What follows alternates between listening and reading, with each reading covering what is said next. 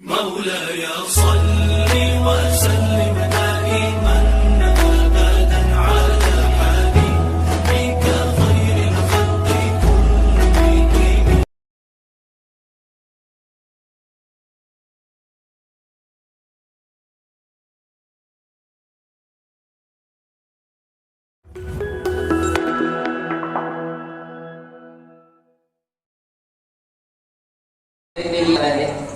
آج کے ہمارے جو کہ ہمارے آج کے اس محفل کے زینت بنے ہیں، حضرت سے درخواست کرتا ہوں کہ اپنے تاثرات پیش کریں۔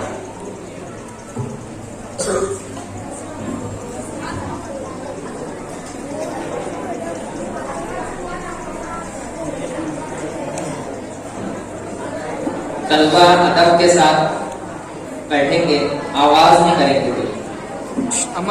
اساتذہ کرام دیکھ لیں ذرا طلبہ کو۔ السلام علیکم ورحمۃ اللہ وبرکاتہ۔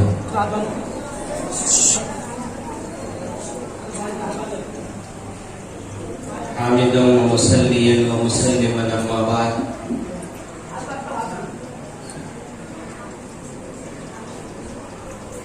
معزز مکرم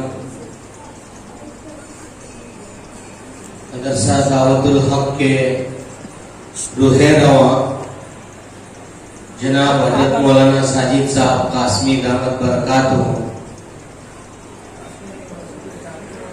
اور اس ادارے سے منسلک ہمارے رفقائے کار حضرات اساتذہ کرام اور میرے ننھے منھے پیارے پیارے بچوں، ہم سب سے پہلے اللہ تعالیٰ کا لاکھ لاکھ شکر ادا کرتے ہیں کہ اللہ تعالیٰ نے ہم سب کو قرآن عظیم سے مربوط فرمایا۔ یہ وہ شجر ہے جس سے ربط رہنے میں نہ صرف آخرت کی کامیابی ہے بلکہ اللہ تعالیٰ اس دنیا میں بھی اس قرآن پاک کے ذریعے بلند فرماتا ہے۔ یہ ننھے منھے بچے، جیسا کہ ابھی ہمارے ناظم صاحب فرما رہے تھے کہ تقریباً 2000 طلبہ تعلیم حاصل کرتے ہیں، اور آج اس مسابقے میں 1000 سے زائد طلبہ مسابقے میں شریک ہیں۔ یہ بہت بڑی سعادت کی بات ہے ہم سب کے لیے۔ مکتب کا یہ نظام، اور انہوں نے یہ بھی بتایا کہ نہ صرف اس مکتب میں تعلیم حاصل کرتے ہیں بلکہ اسکول کا بھی نظام ہے۔ ہم ابھی تھوڑی دیر سے یہاں پر بیٹھے ہوئے ہیں اور کچھ طلبہ کی تلاوت قرآن پاک سننے سے ہم محسوس ہوئے۔ الحمدللہ طلبہ کا قرآن سن کر محسوس ہوا کہ ہماری تعلیم میں تربیت میں الحمدللہ بہت گہرائی ہے۔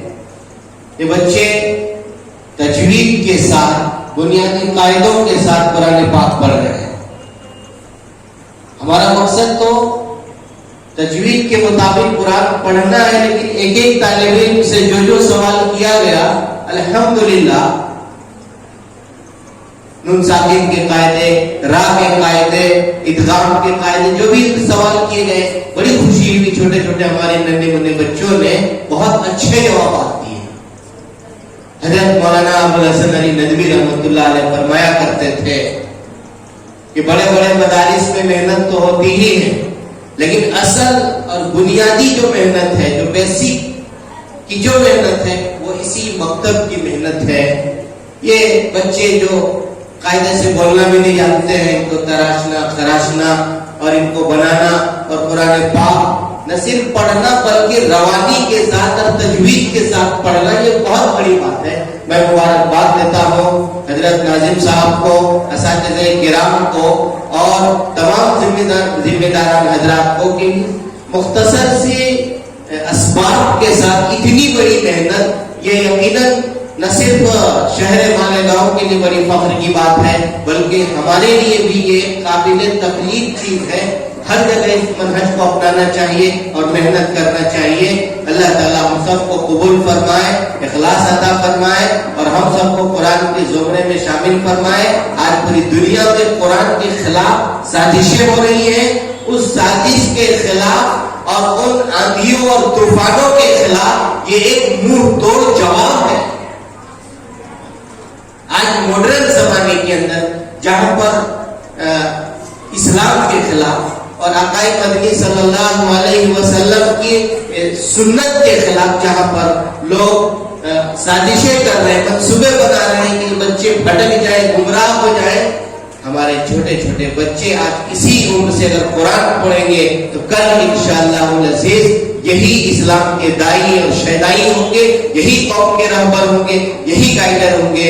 ہم سب دعا کرتے ہیں کہ اللہ تعالیٰ آپ کو ہماری اس محنت کو, ہمارے اساتذہ کرام کی محنت کو قبول فرمائے, دن دنی رات چوگنی اس ادارے کو ترقی عطا فرمائے. ہمارے ناظم صاحب کو میں پھر سے مبارکباد دیتا ہوں کہ وہ یقیناً مبارکبادی کے قابل ہیں.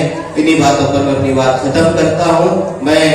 ہم لوگ یہاں پر خود فائدہ اٹھانے آئے تو یقیناً اس مجلس میں اگر ہم کو کچھ فائدہ ملا, ہم بھی یقیناً ہم خالی ہاتھ نہیں جا رہے ہیں, ہمیں بھی الحمدللہ استفادے کا بہت موقع ملا یہاں پر. اس لیے ہم شکر گزار ہیں ہمارے ناظم صاحب کے, ہم لوگوں کو اس مجلس کا شریک بنایا. فجزاهم اللہ تعالی خیرا واحسن الجزاء واخر دعوانا الحمدللہ.